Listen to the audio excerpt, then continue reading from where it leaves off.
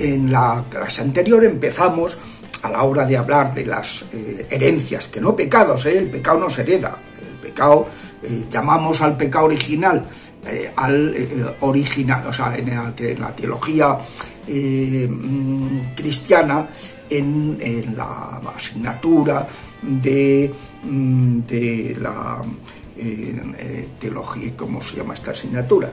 La en que se explica el pecado original, pues la antropología teológica, que no me venía a la cabeza, pues en la antropología teológica, que por cierto la he explicado muchísimos años en el Centro Diocesano de Teología de la Diócesis de Getafe, pues en esa materia se explica que hay un pecado original originante, que ese es el propiamente pecado, que es el rechazo, la desobediencia, Adán y Eva al mandato de Yahvé.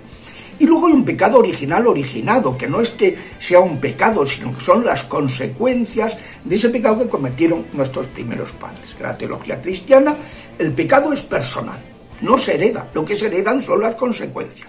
Y por eso es bueno decirlo ante las objeciones que planteaban la conferencia polaca o la conferencia francesa, diciendo, hombre, es que se puede disminuir el sentido de responsabilidad y además alterar la visión cristiana sobre el pecado. No, no, para nada. Aquí nos está diciendo que se hereden los pecados, lo que se heredan son las consecuencias.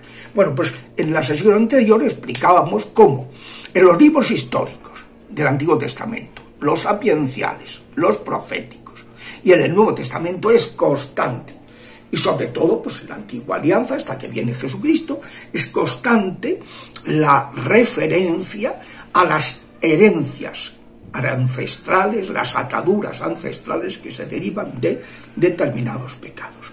Cuando una persona comete un pecado grave, muy grave, y aparte del daño que ha hecho en su entorno, eso, si no se retracta en vida, puede lastrar a sus descendientes. Y entonces, pues habrá que rezar mucho para que esos descendientes se liberen de esa carga, de esa atadura, que está en ese árbol genealógico, ¿no?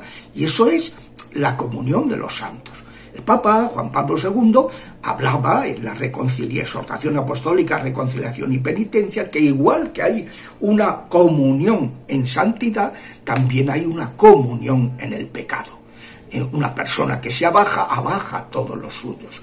Esto es así, y esto se ve constantemente en la Sagrada Escritura. Entonces, pues, vamos a referirnos ahora a algunos textos más directamente que mencionan este tema. No son textos que se refieran solamente al pecado de idolatría, porque también hay otros pecados muy graves que pueden ocasionar mucho perjuicio, ¿no? Pero especialmente en los textos que vamos a mencionar está hablando de la idolatría. Hay que tener en cuenta que algunos teólogos, por ejemplo el padre Rogelio Alcántara o el padre Fortea, dicen que, bueno, que esto de que los pecados de los padres repercuten en los hijos, los pecados de idolatría, es una cosa en los tiempos del Decálogo. En el siglo XV, antes se hablaba del siglo XIII, ahora los arqueólogos dicen que no, que el éxodo fue, hay unos siglos en la datación de Egipto que no están claros, pues había habido un error, y donde han encontrado los restos arqueológicos en el siglo XV, 1450.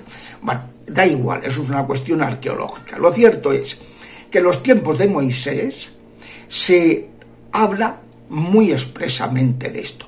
Pero lo que no cabe es decir, bueno, esto fue una cosa para esos momentos, pero luego el pueblo fue creciendo, fue madurando, y entonces ya unos siglos después, en el siglo VI,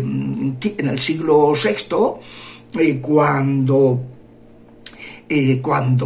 es destruido Jerusalén y son deportados a Babilonia, ahí Dios les dice a través de Jeremías, a través de Ezequiel, que ya no, que los pecados de los padres no van a influir en los hijos. Eso no es cierto.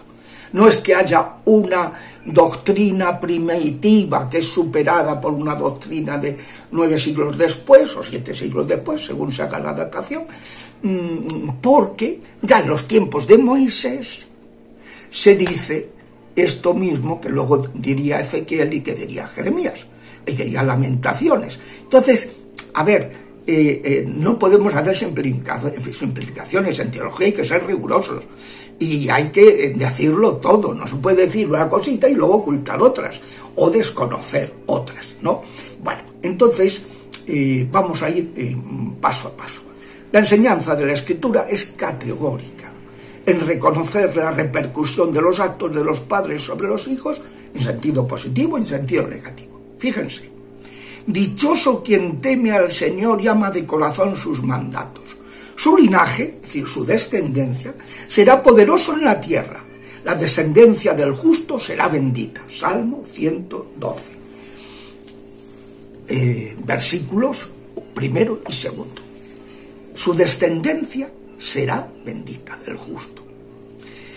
Ahí, por ejemplo, podemos mencionar Lamentaciones, que estamos ya en los tiempos de Jeremías, los tiempos del exilio, también inmediatamente anteriores al exilio y en el exilio, cuando dicen, nuestros padres pecaron y ya han muerto, y nosotros cargamos con sus culpas. Ojo, que esta afirmación de Lamentaciones no es de los tiempos de Moisés, sino es en los tiempos del exilio, cuando dicen estos autores que niegan la sanación intergeneracional, pues que eso sea algo que se pueda fundamentar en la Biblia, y entonces, no, mire usted, es que es Lamentaciones la que está diciendo que eso es, al mismo tiempo que Ezequiel y Jeremías aseguran que no podéis excusar en que todo viene de vuestros padres, vosotros estáis pecando también ahora aquí en Babilonia. De hecho, hubo judíos, saben ustedes lo que son los anahuín de Yahvé, los pobres por Yahvé, por el amor a Yahvé, que los babilónicos les ofrecieron a los judíos, si abjuráis de la Torá, de vuestra ley, os damos que podáis hacer negocios. Y hubo judíos que abjuraron. Y hubo otros, los anahuín, los humildes, los pobres de Yahvé, que prefirieron ser pobres y humildes antes que traicionar la alianza con Yahvé. Pues eso es lo que les dice Ezequiel, lo que les dice Jeremías, que ojo, que no echéis la culpa a vuestros padres, ellos también, pero no. El padre, no podéis decir a partir de ahora que el padre comió a gracias y los hijos tienen dentera. No, cada uno cargará con sus culpas. Bueno, pues eso mismo vamos a ver que se decía también en los tiempos de Moisés, igual que ahora en esta misma época en que se está diciendo que cada uno cargará con su culpa. Lamentaciones asegura que nuestros padres pecaron y ya han muerto y nosotros cargamos con sus culpas. Por tanto, se afirma contundentemente, categóricamente, que hay herencias positivas y negativas, pero hay una diferencia marcadísima. El Éxodo, cuando afirma que Dios no permite que la repercusión del mal afecte a muchas generaciones, sino solo tercera o cuarta generación. Dice, porque yo, el Señor tu Dios, soy un Dios celoso, que castigo el pecado de los padres en los hijos hasta la tercera y cuarta generación de los que me odian. Hasta la tercera y cuarta. Por tanto, se está diciendo, este pecado se le pone un coto, gracias a los méritos de nuestro Señor Jesucristo, de la Virgen, de los santos.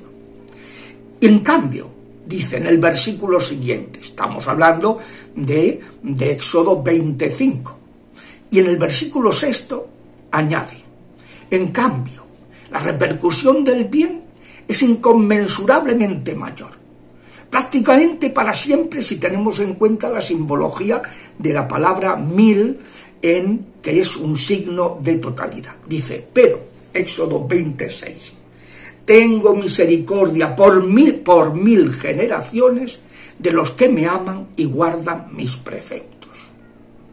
O sea, se asegura que hay herencias ancestrales, positivas, y que esas son para siempre, y negativas, y que esas Dios, en su misericordia, pone un coto. Existen, porque uno, no porque Dios castigue, sino porque uno se entrega en manos del enemigo y lo autoriza cuando realiza determinados pecados muy graves.